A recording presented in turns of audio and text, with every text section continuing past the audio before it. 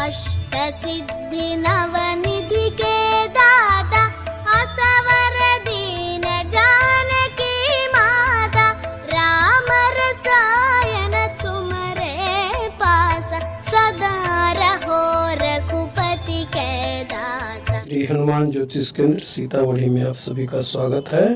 मेरे संस्थान का आगामी वीडियो प्राप्त करने के लिए कृपया इसे सब्सक्राइब लाइक करते हुए बेल की घंटी बजा दीजिएगा।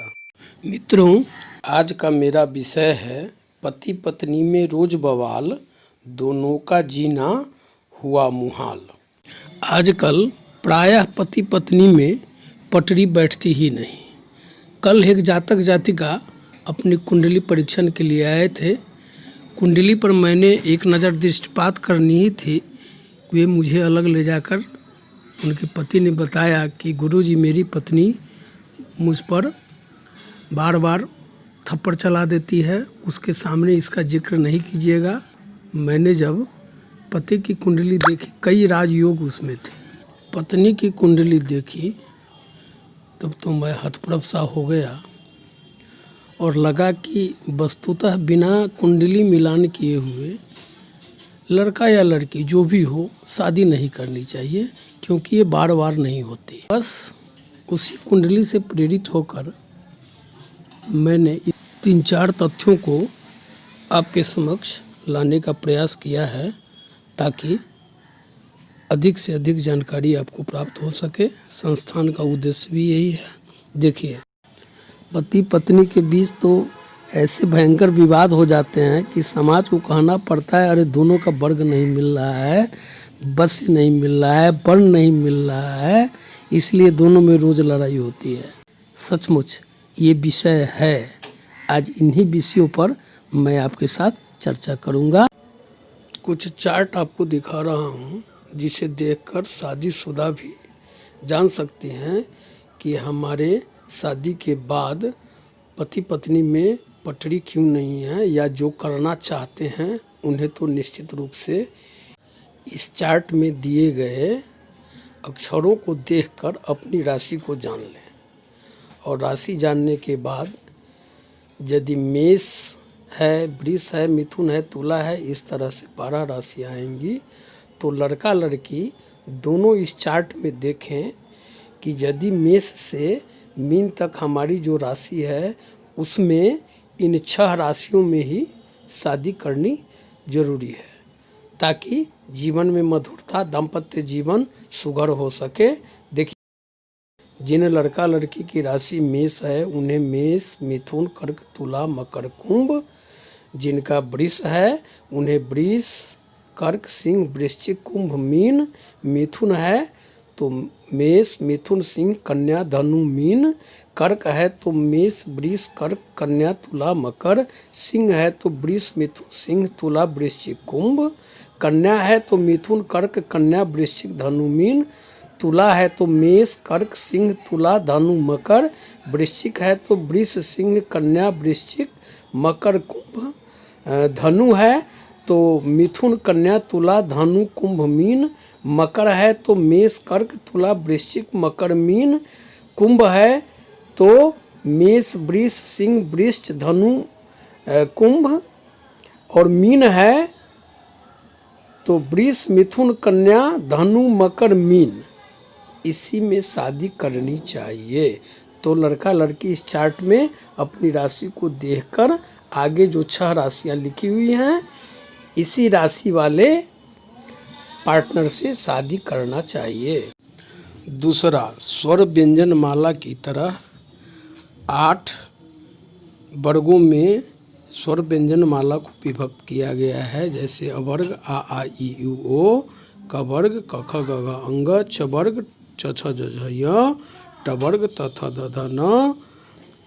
इस तरह सवर्ग तक, यानी सतलाभ्य स, मूर्धन स, दंत स, ह, यहाँ तक आप देख लें कि इसमें मेरा कौन सी प्रारंभिक अक्षर है अपने नाम की, और उसके स्वामी को जान लें। जैसे अवर्ग के स्वामी गरुड़ होते हैं, कवर्ग के स्वामी बिलाव होते हैं, चवर्ग के स्वामी सिंह होते हैं, टवर्ग के स्वामी तुला होते हैं, तवर्ग के स्वामी सर्प होते हैं, पवर्ग के स्वामी मूषक होते हैं, यवर्ग के स्वामी मृग होते हैं और सवर्ग के स्वामी मेढा होते हैं। तो इसमें जो क्रमवार तीसरा वर्ग होता है वह समवर्ग होता है, यानी वह न किसी का दुश्मन है न मित्र है। और जो चौथा होता है वह होता है मित्र वर्ग, इसी में शादी होती है। और पांचवा जो शत्रु वर्ग होता है, इसमें शादी होने से पति पत्नी में से किसी एक का नाश होता है। इसलिए इसमें बताया गया कि अवर्ग वाले को टवर्ग के वर्णमाला में जो नाम हैं उनसे कवर्ग वाले को तवर्ग वाले से, चवर्ग वाले को पवर्ग वाले से, टवर्ग वाले को यवर्ग वाले से, तवर्ग वाले को सवर्ग वाले से, पवर्ग वाले को अवर्ग वाले से, यवर्ग वाले को कवर्ग वाले से, सवर्ग वाले को चवर्ग वाले से शादी करनी चाहिए। आप ही जरा सोचिए कि भला गरुड़ यानी अवर्ग के जो स्वामी गरुड़ हैं उनसे सर्प की शादी हो सकती है। इसी तरह आप अंत में जो देख रहे हैं वर्ग स्वामी और दुश्मन वर्ग, ये दोनों में मित्रता कभी नहीं होती है। इसलिए शास्त्रकारों ने इसका अनुसंधान किया और हमें बताया कि अगर आप इसमें मित्र वर्ग में शादी करते हैं तो आपकी शादी सफल और दीर्घ शादी होगी, आप सुखमय जीवन जिएंगे, नहीं तो दाम्पत्य जीवन कलह का अखाड़ा हो जाता है। आप कुंडली जब डाउनलोड करेंगे तो अब देखेंगे कि एक अवहकड़ा चक्र और घात चक्र आता है। तो उसी अवहकड़ा चक्र में ये सारी जानकारियाँ होती हैं कि आपकी राशि क्या है, आपका नक्षत्र क्या है, आपका योनि क्या है, आपका वश्य क्या है। जो मैंने टिक लगाया है उसी को मैं अभी परिभाषित कर रहा हूँ। मघा, आश्लेषा, घनिष्ठा, ज्येष्ठा, मूल, शतभिषा, कृतिका, चित्रा और विशाखा, ये 9 राक्षस गण नक्षत्र हैं। पूर्वा फाल्गुनी, पूर्वाषाढ़, पूर्वा भाद्रपद, उत्तरा फाल्गुनी, उत्तराषाढ़, उत्तरा भाद्रपद, रोहिणी, भरणी और आद्रा, ये मनुष्य गण नक्षत्र हैं। अनुराधा, पुनर्वसु, मृगशिरा, श्रवणा, रेवती, स्वाति, अश्विनी, हस्त और पुष्य देवतागण नक्षत्र हैं। यानी 27 नक्षत्र को 9 प्रभाग में बांटकर देवतागण, राक्षसगण और मनुष्यगण में विभाजित किया गया है। अब जरा सोचिए, पत्नी राक्षसगण की हो और पति मनुष्यगण का हो, इसी तरह पति राक्षसगण का हो और पत्नी मनुष्यगण की हो, तो पति पत्नी में एक की तो मृत्यु हो जाएगी, अथवा दोनों के बीच इतनी कलह होगी कि इससे लगेगा कि मर जाना ठीक है। इसलिए वर कन्या दोनों को अपने ही नक्षत्र में शादी करनी चाहिए ताकि दाम्पत्य जीवन में परस्पर प्रीति बढ़े।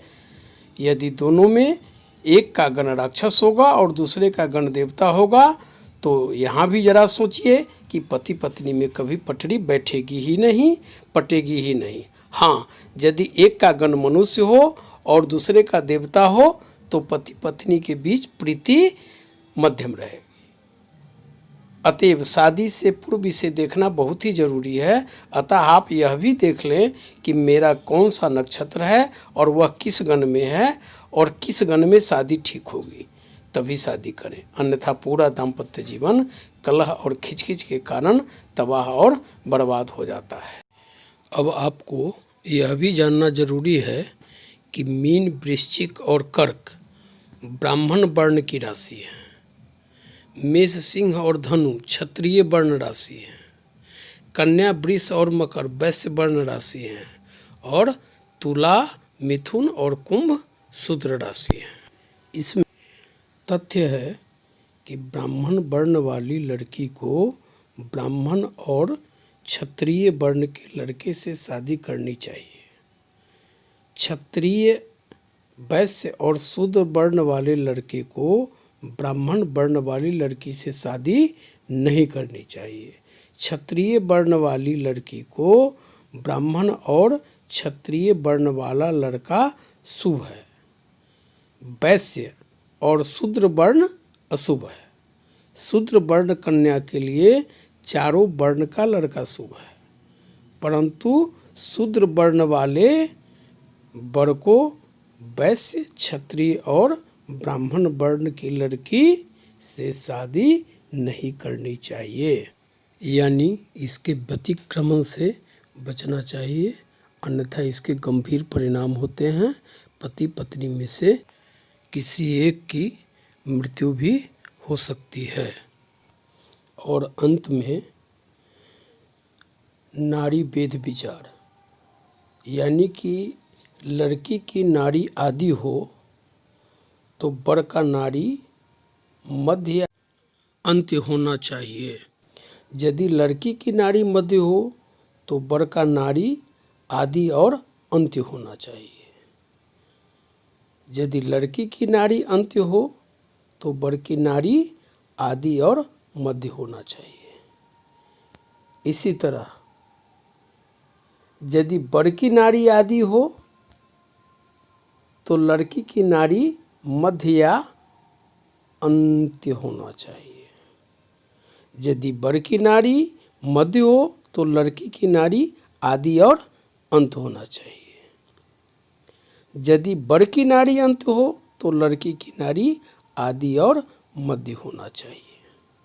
ये नाड़ी जन्म कुंडली जब डाउनलोड करते हैं तो उसमें दिया हुआ रहता है, इसे आप देख लें और मिला लें। इस प्रकार निश्चित रूप से शादी से पहले वर कन्या के माता पिता को चाहिए कि अपनी संतान की कुंडली भली भांति जांच करा लें, तभी शादी करें।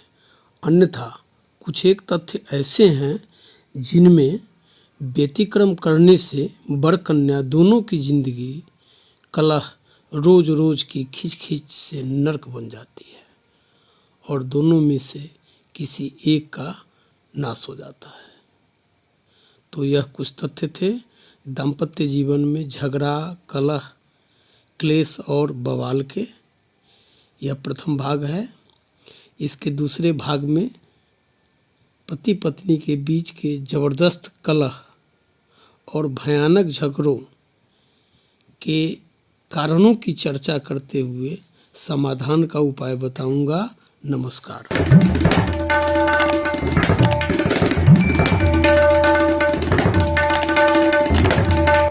मेरा आगामी वीडियो प्राप्त करने के लिए सब्सक्राइब, लाइक करते हुए बेल की घंटी बजा दीजिएगा।